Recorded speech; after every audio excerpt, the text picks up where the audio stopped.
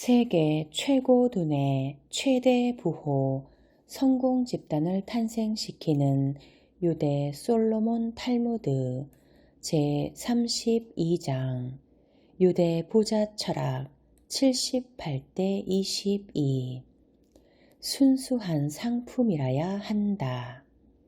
어떤 물품이든 섞은 것이 없이 순수한 상품이라야 한다. 밀이나 보리처럼 한눈에 알 수 있는 것이라면 그 원칙을 지키기에 그다지 어려울 것이 없다. 하지만 이 말은 햇빛에 묵은 밀을 섞어도 안 된다는 것을 의미한다. 유대교인은 음식물, 즉 코셔 규정에 따라야 한다. 섞는 것은 인정받지 못한다. 유대인의 비프 살라미, 비프 소시지, 칠면조 고기의 햄은 특히 맛이 좋다. 돼지고기나 말고기가 섞이지 않았기 때문이다. 그 맛에 한번 맛들이면 다른 소시지는 도저히 맛이 없어 먹을 맛이 안 난다. 코셔 규정은 술 종류에도 적용된다. 순수한 주정으로 빚어졌는가 아닌가는 랍비의 감시하에서 시음한다.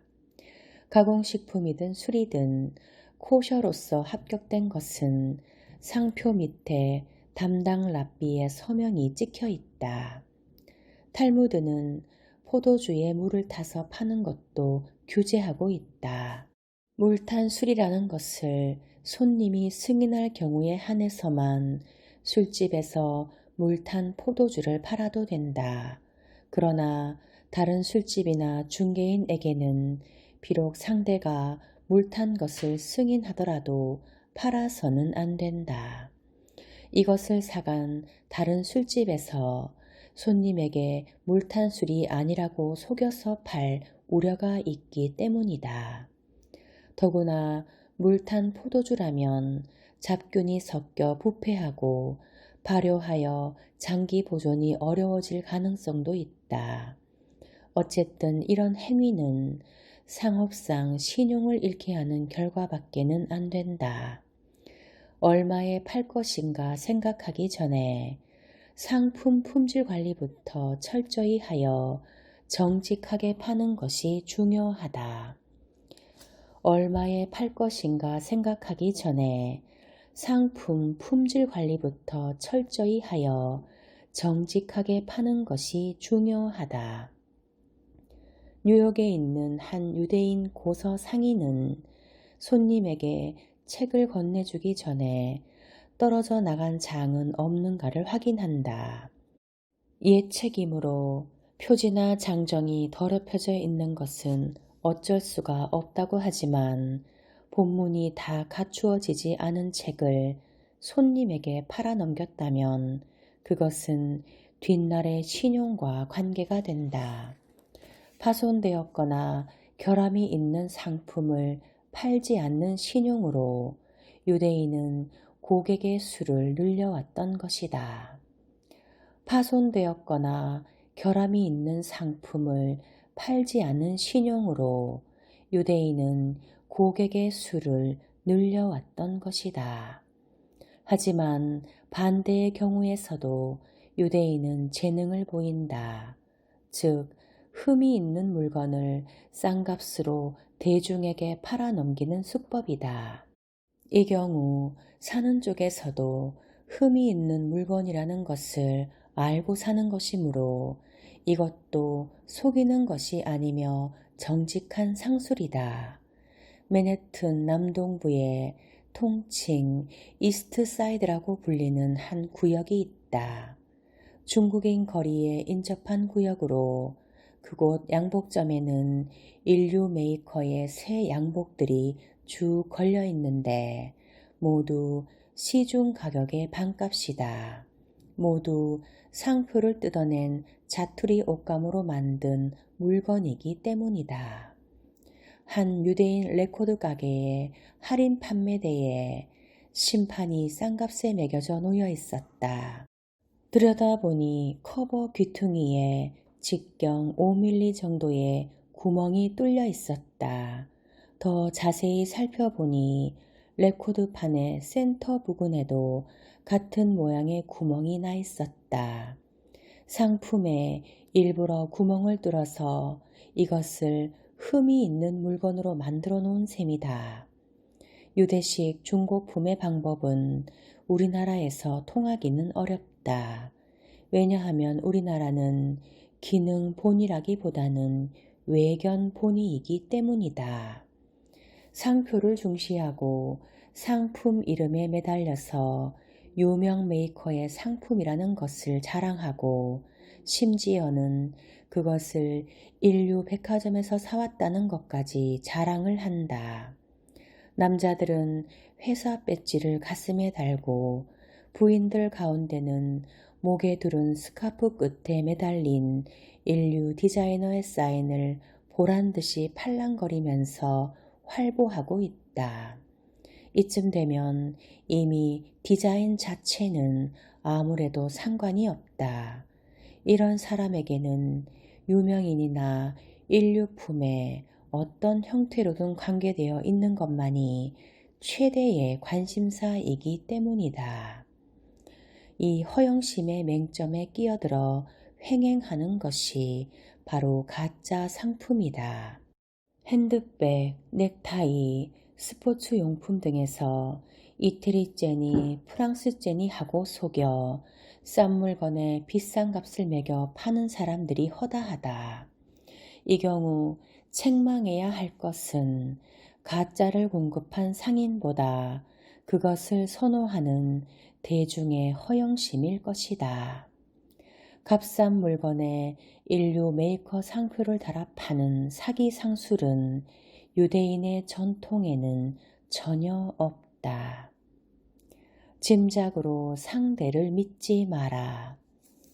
유대 상인의 소개로 찾아온다고 해서 그가 반드시 유대 상인이라고 할 수는 없다.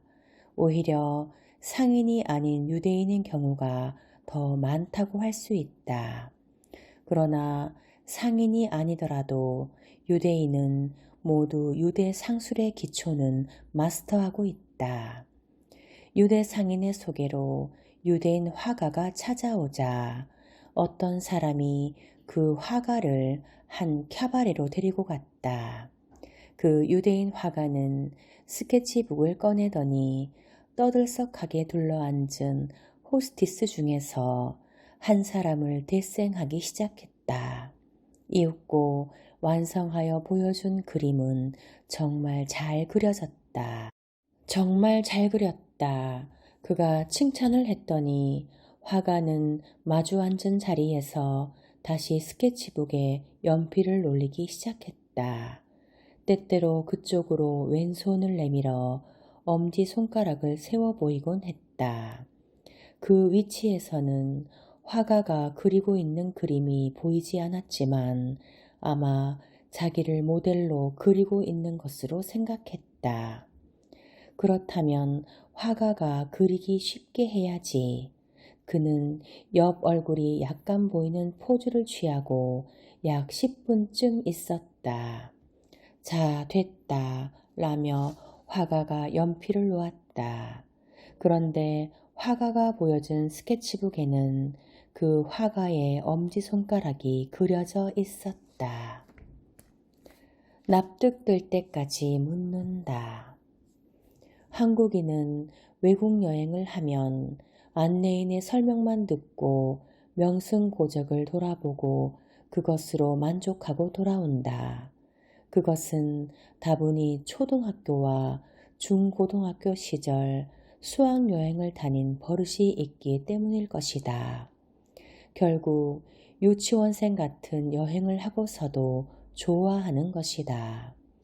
동양인은 서구를 돌아다닌다고 해도 영국인, 프랑스인, 미국인, 유대인 등을 한 번 봐서는 구별하지 못한다. 얼굴도 구별하지 못하면서 그 나라의 국민 생활을 이해한다는 것은 대단히 어렵다. 그저 주마간상격으로 돌아보고 오자는 식이 되기 마련이다. 유대인은 독특하고 날카로운 매부리 코가 있다. 그 코로 구별할 수 있다. 동양인이 백색 인종들을 제대로 구별하기 어렵듯이 백색 인종도 일본인, 중국인, 한국인을 구별하는 것이 어려운 일이다. 대부분의 백색 인종은 한국인처럼 그것을 굳이 구별하려고 하지 않는다. 그러나 유대인만은 다르다. 그들은 명승고적에 대해서는 별다른 관심을 보이지 않지만 타인종, 타민족의 생활이나 심리, 역사에 대해서는 전문가 이상의 호기심을 가지고 그 민족의 뿌리까지 알아내려고 든다. 이러한 호기심은 오랫동안 방랑과 박해의 역사로부터 온 타민족에 대한 경계심과 자기 방위 본능에 의한 슬픈 습성인지도 모르지만 이 호기심이 유대 상술의 바탕이 되어 있다는 사실은 부정할 수 없다. 외국에 간 대부분의 유대인의 모습은 이렇다. 자동차 좀 빌려주십시오. 명승지를 돌아보시겠다면 안내해드리겠습니다. 괜찮습니다. 예비 지식은 충분하니까요. 차를 빌려주면 지도와 가이드북만을 가지고 출발한다. 며칠 후 돌아오면 그때부터가 야단이다. 차를 빌려준 데 대한 사례라고 식사에 초대하는데 식사도 제대로 못할 만큼 질문 공세를 받게 된다. 한국 사람들은 어째서 밖에서 전통 의상인 한복을 입지 않습니까? 왜 젓가락을 사용합니까? 포크가 먹기 편리할 텐데. 질문 또 질문이 이어진다. 유대인은 납득할 수 있을 때까지 질문의 화살을 멈추지 않는다. 질문은 순간의 부끄러움이란 말은 해당되지 않는다. 이쪽이 모호한 지식밖에 가지고 있지 못하면 도리어 큰 망신을 당할 지경이다. 그들은 완전하지 않으면 결코 만족하지 않는다. 완전하지 않으면 납득하지 않는다는 유대인의 성격은 상거래에서도 분명히 나타난다. 무엇이든 완전히 납득한 뒤에 비로소 거래를 튼다는 것이 유대 상술의 경제 철학이다.